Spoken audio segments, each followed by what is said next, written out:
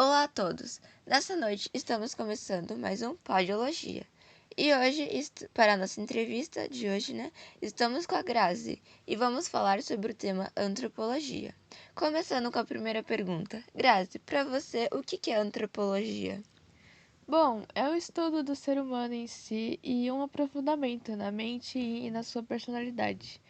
Nesse quesito, é um método especializado que se chama alteridade, que é um recurso de empatia e olhando de outra perspectiva e sem julgamento outros povos e etnia.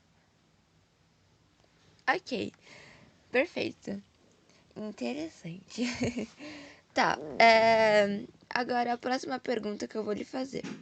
Você conhece o Levi Strauss? Acho que é assim que se pronuncia o nome dele, eu não sei. Ele teve um papel importante para a antropologia no Brasil, certo? Olha, devo dizer que eu não conheço muito sobre ele, mas pelo pouco que eu sei, eu posso dizer que ele foi muito importante para a antropologia no Brasil. Foi ele que iniciou o primeiro método, o primeiro passo que podemos dizer de um trabalho de campo, onde ele nem era brasileiro, na verdade, ele era, acho que francês, se eu não me engano. E por seu interesse no nosso país, em vir para cá, ele acabou ampliando o conhecimento sobre a antropologia por conta dos seus trabalhos de campo, com uma observação mais aberta sobre os outros povos nativos, sem o julgamento e usando a alteridade em si. Interessante. Então, um francês veio lá da Europa e veio aqui para o Brasil para ajudar na evolução da nossa antropologia, né? Tá, agora vou fazer a próxima pergunta aqui. E Edgar Hotzke Pinto, né? Foi um brasileiro também aqui, que ele teve uma importância também para a antropologia. Você sabe me dizer mais ou menos como? Olha, ele foi pioneiro na rádio brasileira, um grande foco que ele acabou dando na sua motivação em priorizar ou valorizar a educação. Com isso, seu foco na educação era ampliar o conhecimento da população em relação à sua própria cultura. Acho que isso foi muito grande e muito importante, porque as pessoas naquela época não davam muito a mínima para sua própria cultura, estavam muito voltados para Europa, sabe? Todos esses países subdesenvolvidos e esqueciam do seu próprio país. Eu achei legal isso, ele ter usado, tipo, além de ele ser o primeiro no Brasil a revolucionar a rádio, acabou dando um grande destaque na nossa cultura por conta dos nossos nativos.